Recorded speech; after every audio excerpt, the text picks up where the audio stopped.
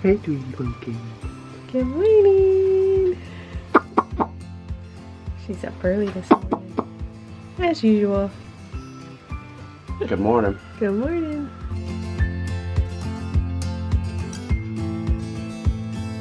Alright, y'all, welcome to Adventure Tuesday. Today it's adventures with rocket mass. Rocket mass stoves and rocket mass heating. Let me show you what's going on here after our first burn.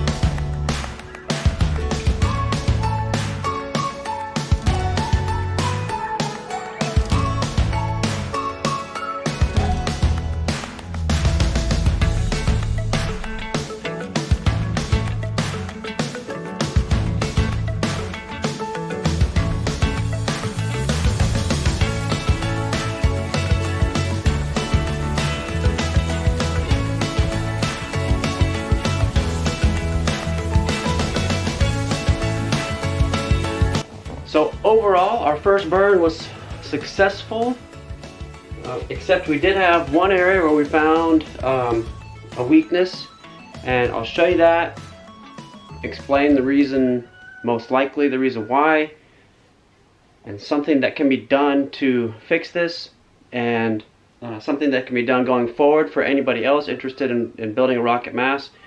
A different way to do it, maybe that's a little more bulletproof. So let me show you what's going on here.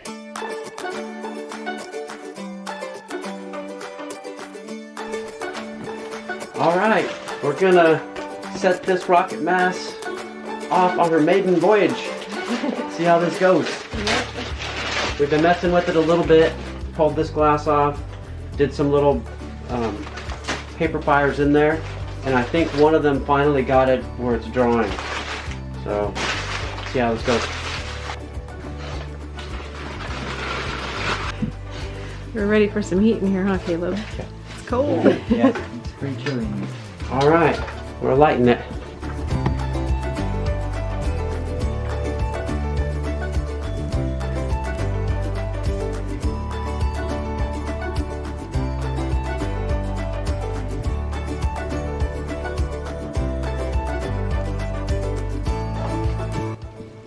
That's so interesting how the sticks are vertical, but there's no smoke coming out. All the smoke is being drawn into the unit. That's amazing. Yay! Yay! There it goes. Check this out, you guys. Look at that. I hear a little bit of hissing in there, some wet wood. Hopefully it'll warm up in here pretty quick. Yep. Look at all this wood. We don't really have any idea how much wood we need, do we? No. Not yet. Not yet. It's kind of all over the place right now. Yep. This rocketing mass is gonna blow!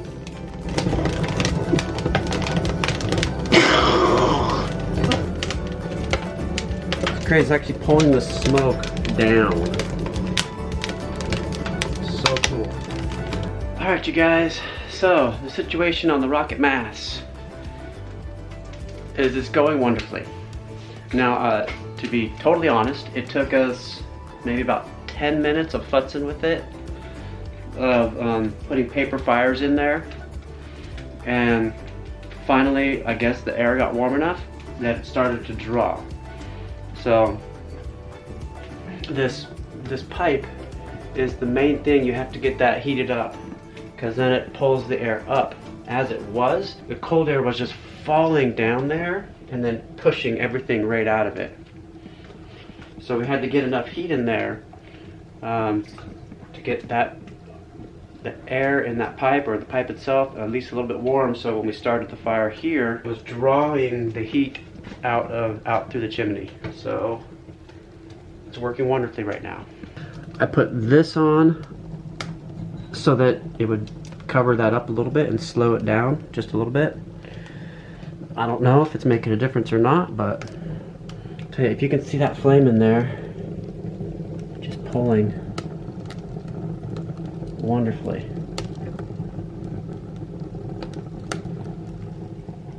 And do that.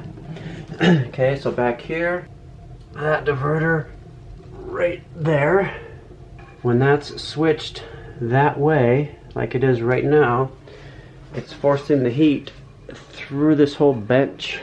It does a U-turn at the end of the bench there, and the pipe comes here, right there, comes out of the bench. I think you can see.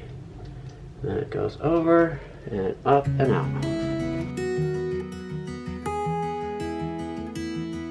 So when we did this, our first burn, I burned it for about 5 hours. And here is the problem that we had. We heard some exploding, some blowing up. I don't know how well you can see that. There's a big chunk missing right there. See if I can get better lighting on that for you. Yeah, there you go. Now you can see it pretty good now. So big chunk missing out of the flue material there. So what we're thinking is that this one spot was still a little bit wet. So because this was the last place that he worked on, last thing he installed was the firebox.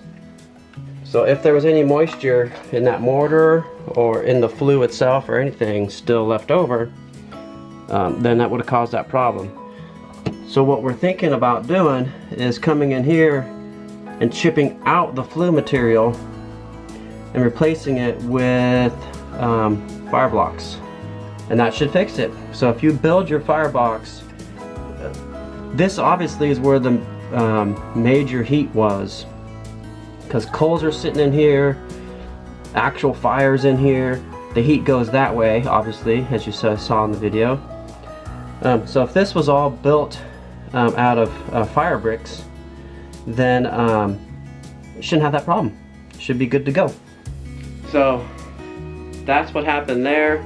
That was popping and exploding, kind of, I guess, what rock does when it's wet. So that's what makes the most sense. Let me go ahead and open this lid for you so you can take a look at what's going on in there.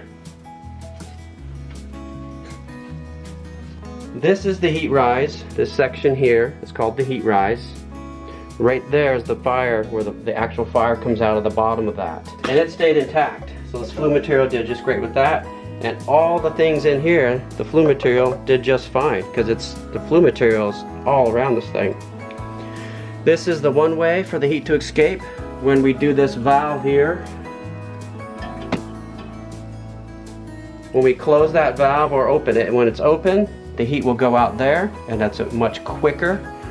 When that valve is closed, the heat will go out all the way down there and go through the bench that my awesome cameraman is standing on right now. Hey Nathan. Hi. Are you an awesome cameraman? I hope so. So he's standing on the bench right there.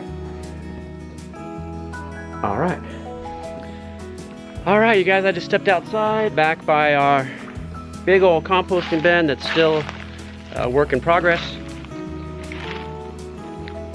Really super important announcement, you guys. This video right here, this Adventure Tuesday, is the last Adventure Tuesday we're putting on YouTube. We're going to move Adventure Tuesday over to our Patreon. So we've had Patreon for quite a long time. honestly, if it wasn't for Patreon and our patrons on there supporting us, we would have had to quit YouTube a long time ago. Because YouTube is not making an income for us. Not a legitimate income, that's for sure. So by moving Adventure Tuesdays over to Patreon, my first motivator, very first one, was hearing my wife. My wife is tired. She's overworked. She's underpaid. She just has too much on her plate. And this is something I can do to take at least a little bit off of her plate.